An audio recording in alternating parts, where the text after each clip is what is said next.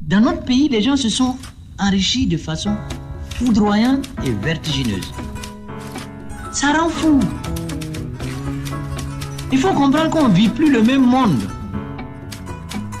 Donc, il faut avoir clairement à l'esprit ceci. Nous ne vivons pas le même monde. Chacun n'a qu'à réfléchir. De toutes les façons, y a un qui me disait la dernière fois, parce qu'il est venu chercher ma bouche, comme on le dit en Afrique, et il est venu avec des casquettes et des t-shirts du chef de l'État, et il m'a dit, ou bien vous n'aimez pas ça, vous n'acceptez pas ça dans votre maison. Je dis si, pourquoi pas, si tu en as beaucoup, tu amènes, il faut poser. S'il y en a il y a des gens dans ma maison qui en veulent, qui les emportent. Je dis parce que ceux qui portent les casquettes, ceux qui portent les t-shirts, ceux qui portent les robes, les gandouras, les pagnes et tout ça, tout le monde va chier comme on le dit. Non, est-ce que moi je m'occupe de ça? Tout le monde va payer. C'est ça, non? Tu vas pas porter la casquette là, aller à l'hôpital, et on va dire, bon, comme toi tu as la casquette, tu n'auras plus d'ordonnance, voilà les médicaments. C'est pas parce que tu vas habiller ton enfant en t-shirt qu'il ne va pas payer la scolarité. Chez nous, on dit 1000 poussins rassemblés font peur quand même à l'épervier. Mais dès qu'il y a la débandade, c'est fini. Il y a quelque chose qui va nous tuer tous. C'est l'expression « Ah, je me cherche ». Et tu vois quelqu'un qui dit « Je me cherche ». Où est-ce qu'il est pour se chercher? Et j'ai coutume de dire « Personne n'aura un avenir dans un pays qui n'en a pas ». Et je dis souvent, quand vous voyez à la télévision tous ces Rwandais, tous ces Burundais, tous ces Congolais qui transportent leur matelas, c'est des gens qui se sont cherchés. Et qui continuent à se chercher. Parce qu'ils se sont dit à un moment, non, ça c'est pas mon affaire. Hey, mon problème, c'est de n'avoir pas de problème. Vous n'aurez pas de problème. Vous serez chez vous. Et les problèmes viendront vous trouver. Et si les problèmes viennent vous trouver à la maison, les problèmes vous mettent dehors. Il n'y a pas de problème. Hein. Vous ne voulez pas vous battre, vous ne voulez pas des histoires. Vous regagnez votre maison, vous dites, hey, ça là, moi je suis chez moi. Vous êtes chez vous. Jusqu'à ce que le problème vous cherche dans la rue, il ne vous trouve pas, il vient à la maison. Et quand il vient vous trouver à la maison, il vous met dehors. Et c'est maintenant vous sortez avec votre matelas et on dit que c'est un réfugié. C'est comme ça. Voilà. Vous ne pouvez pas avoir la tranquillité de vos lits doués et avoir la réussite dans des combats. Vous ne pouvez pas flirter avec des régimes, vous ne pouvez pas tricher avec vous-même et vouloir des résultats. Il faut savoir ce qu'on veut. Il faut choisir. Et on dit ne pas choisir, c'est toujours choisir parce que vous choisissez de ne pas choisir. Et ça, c'est un choix dangereux. La seule leçon, c'est la lutte. C'est la détermination. Parce que celui qui est en face de vous aussi, il vous regarde. Comme je dis, eux, ils ne veulent pas mourir. Parce qu'eux, ils sont déjà riches. Alors, ils ont peur de mourir. Et vous, vous n'avez pas peur de mourir parce que vous avez peur de vivre. Généralement, ceux qui ont peur de vivre n'ont plus peur de mourir. C'est vrai qu'aujourd'hui, nous voyons la jeunesse faire certaines choses. Mais elle n'a pas entièrement tort. Regardez ce que le comportement de nos aînés. Quelle leçon nous donnons à cette jeunesse-là? Nous sommes des corrompus, nous sommes des vauriens, nous avons peur. Qu'est-ce que nous pouvons enseigner à nos jeunes? Nous sommes là, nous refusons la lutte. Moi, je donne des exemples tout de suite. Si je discute avec mon fils, je lui explique comment moi j'ai lutté, comment le syndicat ça s'est passé. Mais ça s'arrête là. Je ne peux pas lui dire aujourd'hui, voilà la situation où moi je suis. S'il lit mon journal, il sait que je continue la lutte. Mais à supposer que je n'avais pas de journal, qu'est-ce que je veux lui dire? Qu'aujourd'hui, je ne peux plus lutter parce que ces gens-là, comme on le dit, si tu t'amuses, ils vont te tuer. Et moi, je dis généralement aux gens, comme vous avez peur d'être tué, Alors vivez. Et vivez votre misère. Donc, c'est vrai qu'il faut enseigner la jeunesse, il faut lui donner les rudiments et les armes nécessaires avant de pouvoir la critiquer. Je suis surpris d'ailleurs que les gens restent encore à cette heure-ci là pour qu'ensemble on échange. Autrement, les gens, on les gagne le plus rapidement, le plus facilement possible au bar, autour des brochettes pimentées et autre chose. Mais c'est ça. Et quand vous rentrez tard, après avoir bu autant de bière, après avoir mangé autant de brochettes, vos enfants sont là pour vous écouter rôter et aller de vous affaisser. Vous n'avez plus de leçons à leur donner. Quand eux aussi ils sortent, ils voient le riz gras de CDP, ils vont manger. Mais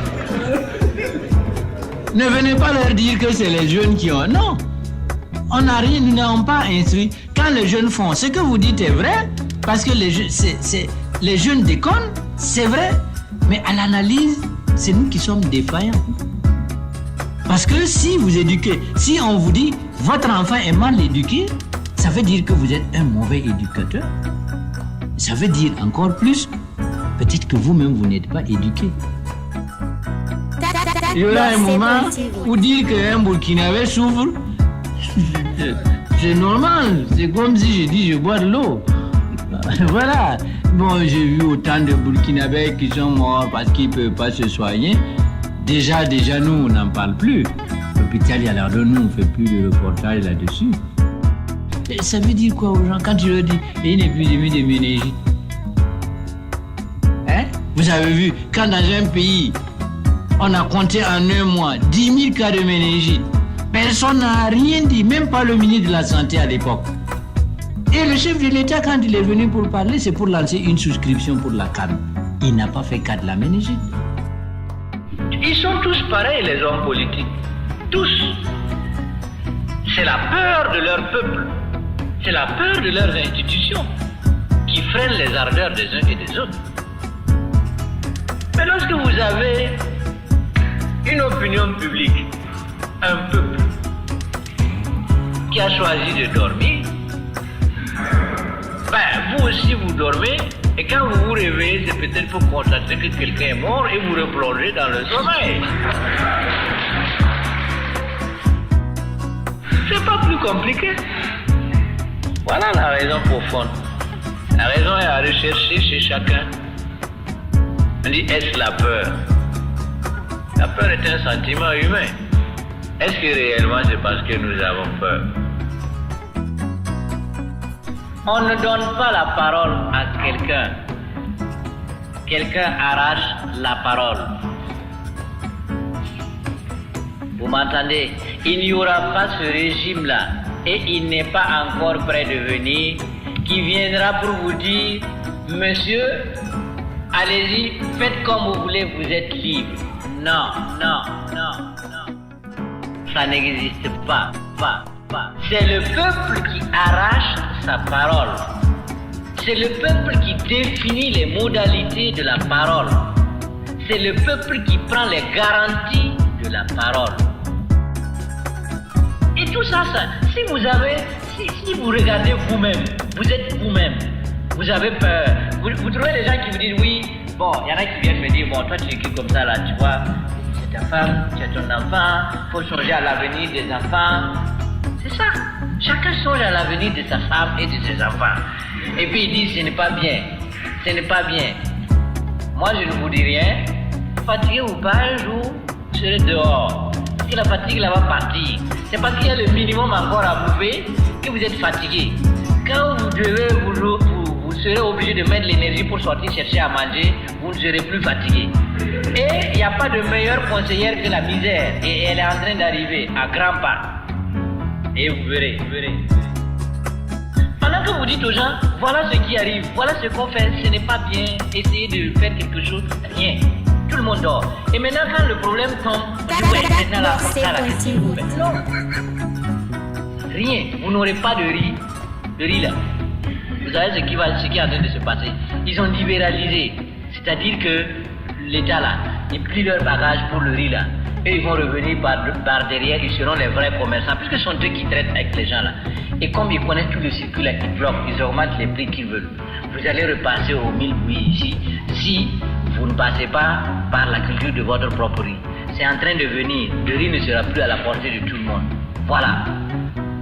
Et c'est grâce au sommeil et aux fatigues que vous avez observé. Il y aura un moment où, s'il faut se battre, nous nous battrons pour que, effectivement, ce problème-là, effectivement, il y ait un jugement dans ce pays. Tôt ou tard, on reviendra là-dessus. Vous avez suivi Pinochet. Tôt ou tard, on va revenir là-dessus. C'est clair. Alors donc, je le dis le plus souvent, avec ou sans moi. Généralement, tous les peuples du monde ont les régimes qu'ils méritent. Tous les peuples du monde méritent leur destin et leur histoire. Parce que c'est les peuples qui sont toujours les plus forts. Mais si les peuples décident d'être les plus faibles, ils paient le prix de leur compromission. Toutes les compromissions se paient, qu'elles soient individuelles ou collectives.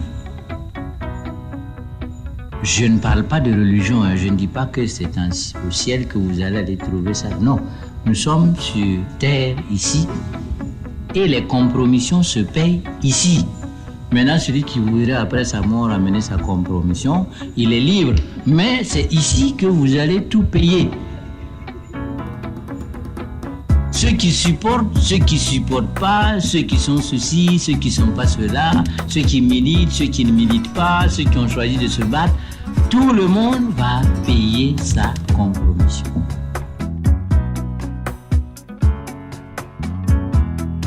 Je dis qu'il y a des hommes au masculin dont, j'allais dire, la condition d'homme ne se développe que sous la chaleur des pagnes. Donc, en dehors des pagnes, c'est plus des hommes. Alors donc, je me dis qu'il y aura un moment où on va être vraiment des hommes et prendre le destin en main. Un homme assume son destin. Un homme s'assume. J'ai posé un acte, j'ai le courage d'assumer mon acte. C'est moi. J'ai fait ça. Je m'explique. Vous pouvez me comprendre, vous pouvez me pardonner. Mais moi, je vous explique pourquoi j'ai fait ça. Voilà les raisons. C'est moi qui l'ai fait. Hein? Il faut avoir le courage de s'assumer. Quand on a le courage de dire tuez-le, il faut avoir le courage de dire c'est moi qui ai dit de le tuer. C'est moi qui ai dit de le tuer.